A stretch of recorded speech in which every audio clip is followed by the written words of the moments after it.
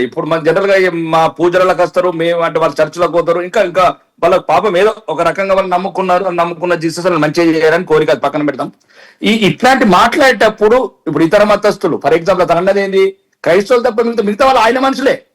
ఇప్పుడు ఎవరైతే ఆ ఫాదర్ గారు అన్నారో ఫాస్టర్ గారు అన్నారో మేము మేము ఒకటే, వాళ్ళ అమ్మమ్మ కావచ్చు, వాళ్ళ తాతమ్మలు కావచ్చు, లేదా 2 తరాల కింద మారినరో 3 తరాల కింద మారినరో అనుకుందాం.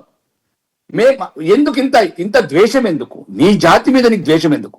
ఈ రోజు ఇప్పుడు నేను ఒక ఇమాం, ఇండియా ఫేమస్ ఇమాం ఒక మాట అన్నాడు, మేము శ్రీరాము మంచంలో అన్నాడు, మేము ఈ రోజు ముల్లాలమైండొచ్చు, ఈ రోజు మౌర్యులమైండొచ్చు, కానీ మా గతాన్ని అయితే మార్చలేం కదా, మా పూర్వీకులను మార్చలేం కదా అన్నాడు.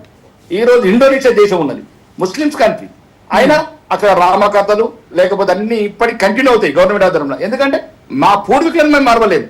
ఓకే, మేము మారిండొచ్చు, మా పద్ధతులు మారిండొచ్చు.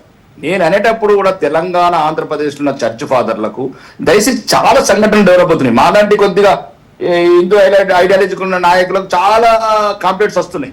నేను మీకు అదే చెప్పబోతున్నాను రాకేష్ రెడ్డి గారు. ఇప్పుడు ఈ శాలెం రాజు పైన ఎవరైతే మాట్లాడుతున్నారో వాళ్ళందరిపైన ట్రోల్స్ చేయడమో, లేకపోతే ఒక ఆయన ఉన్నారు యూట్యూబ్ పెట్టుకున్నారు, ఆయన పొద్దుస్మాను మొబైల్లో చూపించి ఇదిగో మీ పైన ఇన్ని కంప్లైంట్స్ రెడీ చేశాము ఇక పెడతా ఉంటున్నారు. మరి మిమ్మల్ని కూడా ఆ కేసులో చేర్చుతారేమో చూసుకోండి. ఈ దేశ్ హమారా హై, భారత్ హమారా హై, సనాతన ధర్మం హమారా హై.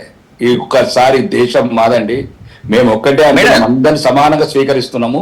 కాబట్టి ఎవరో కాదు, ఎందుకంటే మేము మేల్కొల్పడానికి ప్రయత్నం చేయడం ఎందుకంటే మనం ఒకవేళ స్వేచ్ఛపూర్వకంగా ఇష్టపూర్వకంగా మతాలు మారిండొచ్చు, దాని గురించి మనం ఆ సబ్జెక్ట్ లో పోవద్దండి, ఆ సబ్జెక్ట్ లో పోవద్దు. కానీ పూర్వీకులు అయితే ఒకటే, ఇది మరవద్దు. ఇది మనం ఏదైనా మాట్లాడేటప్పుడు ఒకరికి మేము ఎప్పుడు చెప్తాము, క్రిస్టియన్స్ కూడా ఏం చెప్తామంటే వీళ్ళు ఎవరు కాదు. ఇప్పుడు నేను మనం చెప్పాను కదా, మా సభలకు వెళ్ళాను, మీకు నా వీడియో ఉంది. ఒక్క మాట చెప్పింది సోల్మన్ గారు, ఒక్క మాట.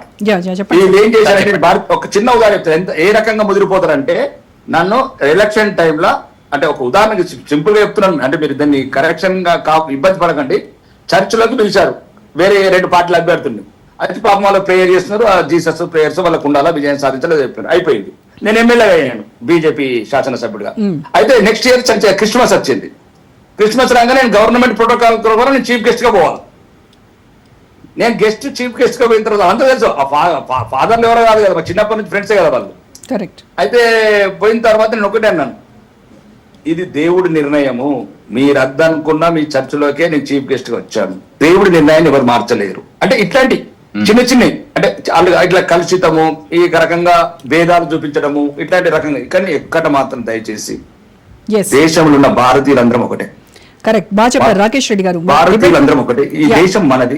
క్రిస్టియన్స్ అన్నంత మాత్రాన ఇంగ్లాండ్ రానియాడు, ముస్లిం అన్నంత సౌదీ వాడు రానియాడు, అందరం భారతీయులు. ఇప్పుడు అమెరికాలో చేతులు మడిచి ఇనుప బూట్లతో పెడుతున్నారు, అందులో క్రిస్టియన్స్ ఉన్నారు, ముస్లింస్ ఉన్నారు, హిందువులు ఉన్నారు.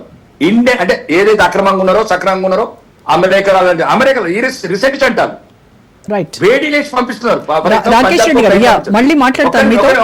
ఒక్క నిమిషం, అందులో హిందువులు ఉన్నారు, క్రిస్టియన్స్ ఉన్నారు, ముస్లింస్ ఉన్నారు. కాబట్టి భారతదేశంలో ప్రతి ఒక్కరు ఫస్ట్ భారతీయుడిగా ఫీల్ కావాలి. ఈ విదేశీ కల్చర్ తగ్గించుకోవాలి. మన మధ్యన మతాలు ఉండొచ్చు, మన మధ్యన ఏమైనా ఉండొచ్చు, మనం సర్దిద్దుకుందాం, ఎవరమో కాము, మనం అందరం ఒకటి. కాబట్టి నేను చెప్పేది అందరికి ఒకటి, అన్ని మతాల వాళ్ళకు ఫస్ట్ యూ ఫీల్ భారతీయుడు. ఒక్కవేళ నువ్వు క్రిస్టియన్ అంటే లండన్ వాడు విజిబడు, నువ్వు ముస్లిం అంటే సౌదీ వాడు ఉండనివ్వడు, వాడి దేశ చట్టాలు వాడుకున్నాయి. ఈరోజు చిన్న ఉదాహరణ చెప్తున్నా నేను, ఒక చిన్న ఉదాహరణ చెప్తున్నా. ఇరాన్ లో ఇజ్రాయెల్ వార్ జరిగితే ఆల్ బార్డర్స్ క్లోజ్, ముస్లింస్ కు పరిగెట్టుకుంటూ ఇరాన్ బార్డర్స్ లో పరిగెట్టుకుంటే అన్ని బార్డర్లు తన ముస్లిం సోదరుని ఒక్కటి గేట్లు ఓపెన్ చేస్తలేడు, ఏ దేశం చేస్తలేదు. చుట్టుపక్కల 10 ముస్లిం దేశాలని ఒక్క రాజు కూడా, ఖతార్ కావచ్చు, దుబాయ్ కావచ్చు, సౌదీ కావచ్చు, ఏ దేశం బహిరంగంగా ఇరాన్ సపోర్ట్ ఇచ్చిందా? ఎవడి గొడవ వాడికి, ఎవడి గొడవ వాడికి, ఎవడి దేశం వాడికి. కాబట్టి దయచేసి మనందరిది ఒకటే దేశం, అది భారతదేశం. మనందరం ఒకటే కుటుంబం. ఈ రోజు విడిపోయి ఉండొచ్చు, ఒకవేళ మతాల్లో మాట్లాడచ్చు, కానీ ప్రేమతో ఉందాం. మీరైనా, మేమైనా, ముస్లింస్ అయినా. ఇంకా ఇది నా అభిప్రాయం అండి.